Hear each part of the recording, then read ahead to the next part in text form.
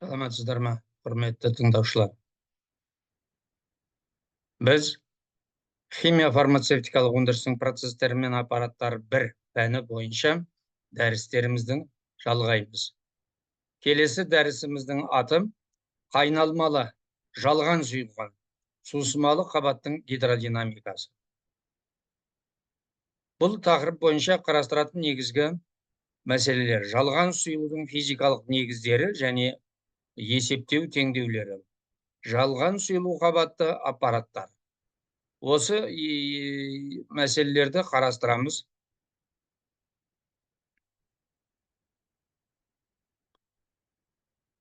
Жалған сұйылту аппараты алдарыңызда көрсетіліп тұр.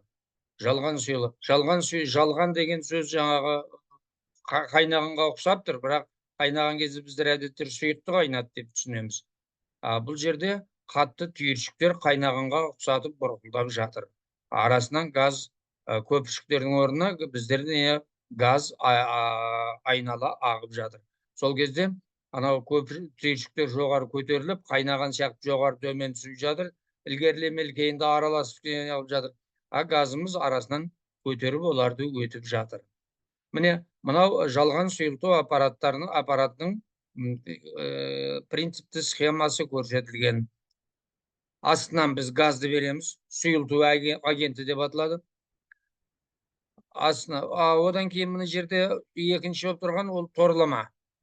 Торлама арқылы газ біркелкі таралады көлденең қимасына. Сөйтіп жоғары көтерілген кезінде мына жердегі қатты түйіршіктерді жоғары қарай көтеріп, белгілі бір жаңағы биіктікке жеткеннен кейін олар қайтадан құлай бастайды.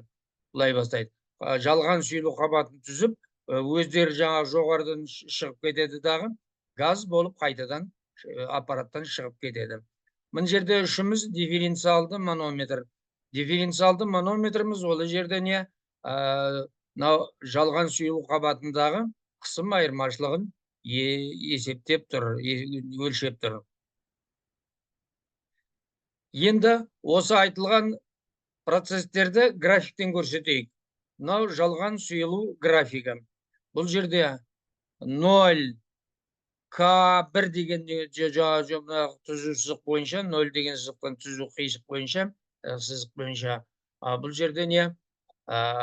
Газдың өтуі, бұл алғашқы кезіміз. Жылдамдығымыз өсіп жатыр.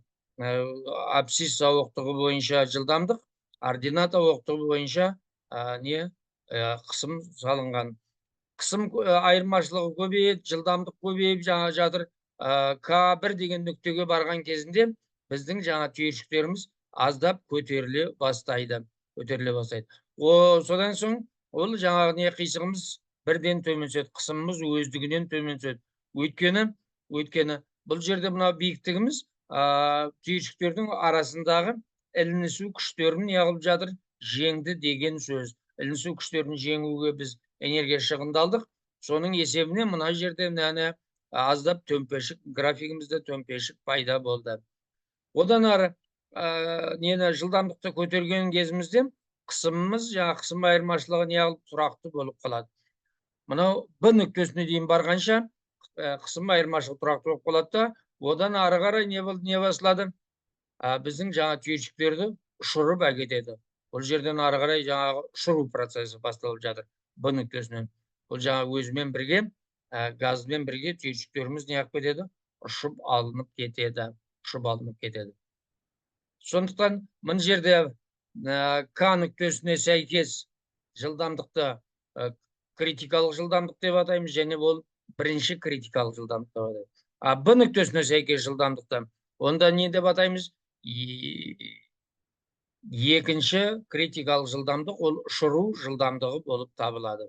Осылардың барлығын анықтап, біздің жаңағы жұмысымыз мына К нүктесі мен Б нүктесінің арасындағы горизонталь сызық бойында жүріп жату керек. Сол кезде жалған сұйылу процесі жүреді деген сөз. Жалған сұйылу процесін сипаттау үшін жалған сұйылу саны деген ұғыммен енгізіледі. Ол дегеніміз жалған сұйылу саны жұмысшы жылдамдықтың бірінші критикалық жылдамдыққа қатынасын біздер не жалған сұйылу саны деп атаймыз. Жалған сұйылу саны деп атаймыз. Енді жалған сұйылу кезінде энергия көп шығындалады. Ол энергияны мына теңдеумен анықтауға болады. Е әріпімен беріледі. Мынау жылдамдық, мынау біздің не қысым айырмашылығы, мынау не аппараттың көлденең қимасының ауданы. Қысым айырмашылығын былай анықтауға болады. Еркін түсу үдеуі, түйіршіктердің тығыздығы, және бір алынған эпсилон деп жаңа жақшаның ішінде жаздық. Бұл жаңағы не эпсилон дегеніміз олардың нені түйіршіктердің кеуектілігі. Бұл жаңағы жұмысшы кезіндегі кеуектілігі, жалған сұйылу кезіндегі кеуектілігі. H дегеніміз сол кеуек қабаттың немесе жалған сұйылған қабаттың биіктігі болып табылады. Биіктігі болып табылады. Енді қабаттың кеуектілігін анықтаудың теңдеулерін айтып көрейік. Эпсилонымыз тең бір алынған минус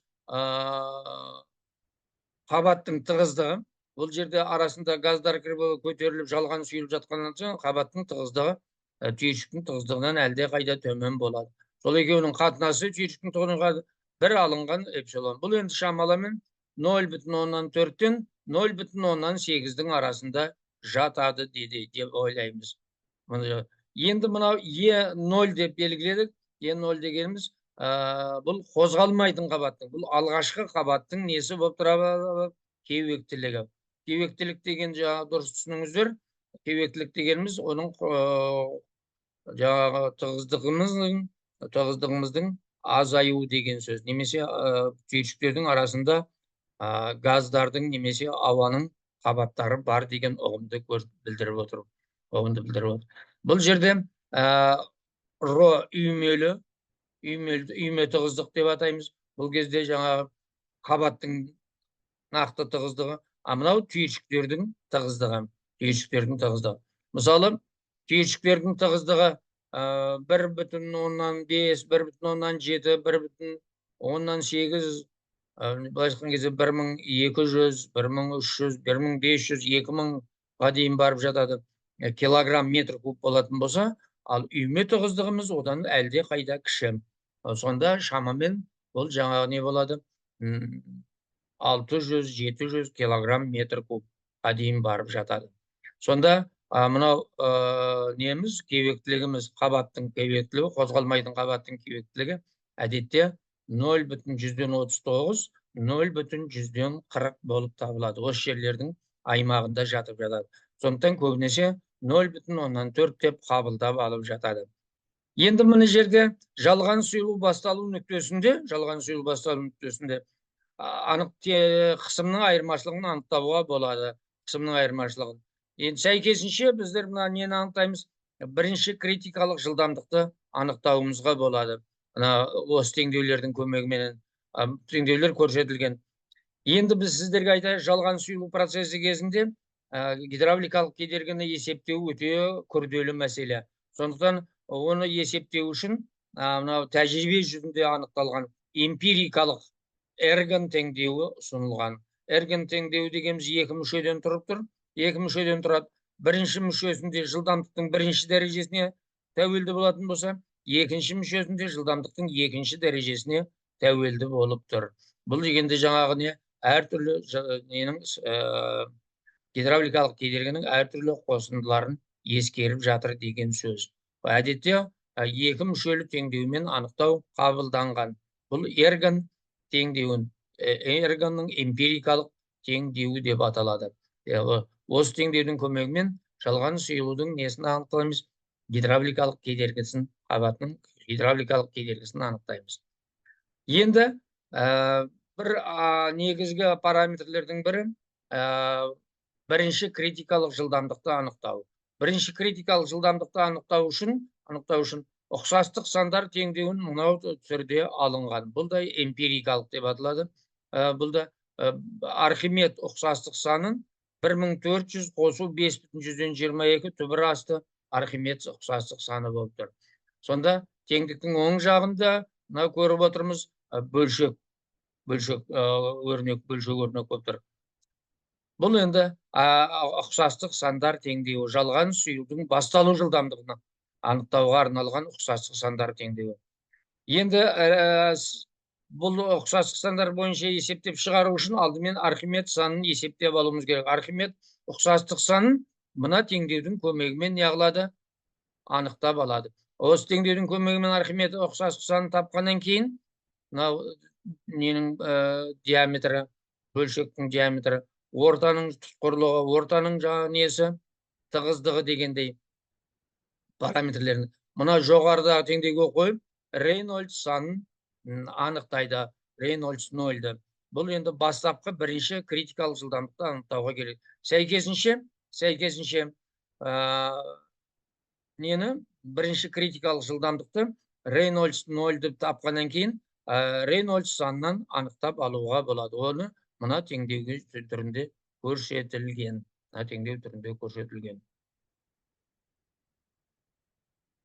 Егер біздің түйіршіктеріміз бұл жерде бәрін қарастырғанда Рейнольдс санында, Архимед санында қарастырған кезімізде түйіршіктеріміз шар тәрізді деп есептелінді. Ал егерде олардың пішіндері шар тәрізді болмаса,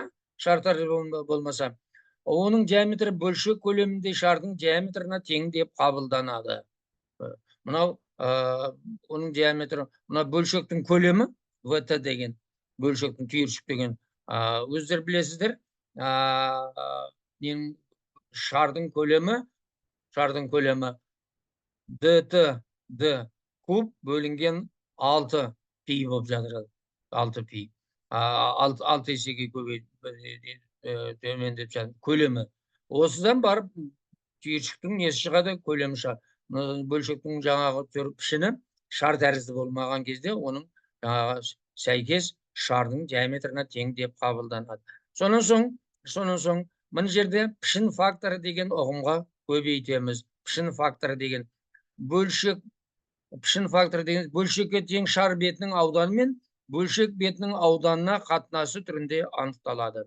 Бөлшектің жаңағы шар тәрізді деп қабылдасақ, бөлшектің көлеміне байланысты, соның ауданымен бөлшектің ауданына қатынасын біздер не деп айтамыз? Пішін факторы деп айтамыз. Сонда ұқсастық сандар теңдеуі ұшыру кезіндегі ұқсастық екінші критикалық жылдамдықты анықтау үшін ұқсастық сандар теңдеуін былай жазуға болады. Бұл жерден айырмашылығы алғашқы көрсеткен ұқсастық сандар теңдеуінен коэффициенттерінде 1400-дің орнына 1,8 тұр, 5,122-ның орнына 0,575 тұр. Соның айырмашылығы коэффициенттері. Бұл да эмпирикалық сандар теңдеуі болып табылады. Сонан соң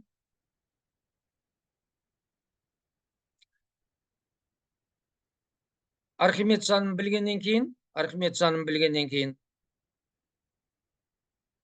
мына Архимед Рейнольдс ұқсастық санын анықтау болады. Ұшыру кезіндегі сәйкесінше мына теңдеудің көмегімен екінші критикалық жылдамдықты анықтап алуға болады. Осы екі жылдамдықтардың арасында біздің жұмысшы жылдамдығымыз міндетті түрде болу керек. Жалған сұйылу процесін жүргізу үшін. Енді жалған сұйылуға қолданылатын аппараттардың негізгі конструкцияларын қарастырып көрейік. Мына жерде 4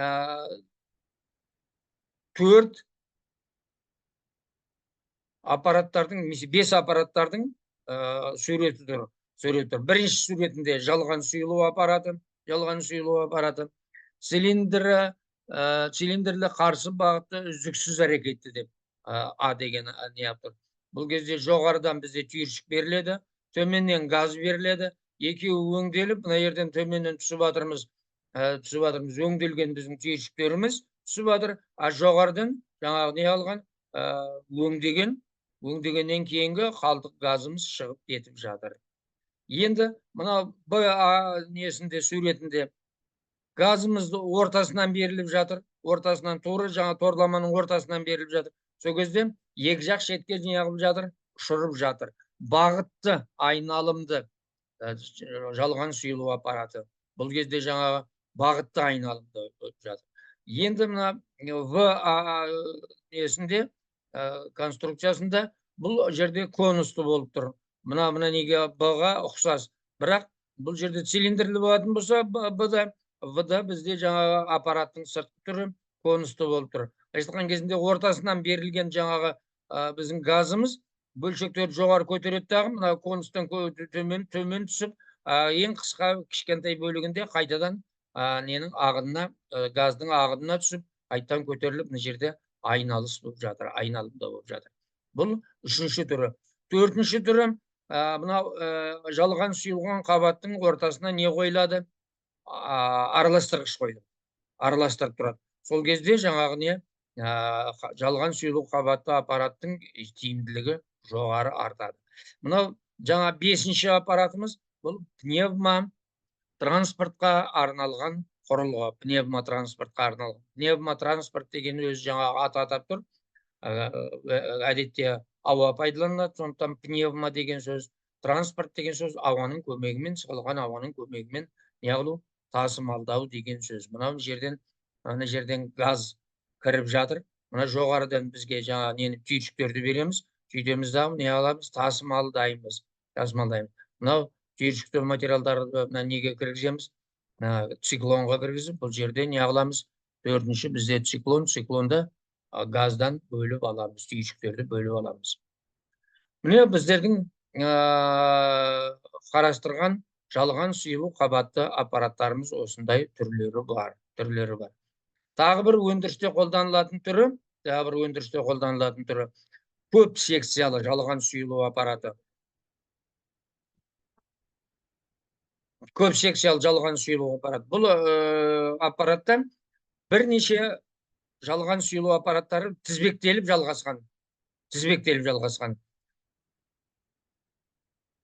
Бірінен де өңделген түйіршігіміз екіншісіне келіп түседі. Бұл жерде олар үшіншісіне келіп түседі, төртіншісіне. Ең соңында біздің түйіршігіміз өңделіп шығады. Көп секциялы аппараттан. Осымен жалған сұйылу қабатты аппараттың гидродинамикасы тақырыбы бойынша дәрісіміз аяқталды. Зейін қойып тыңдағандарыңызға рахмет.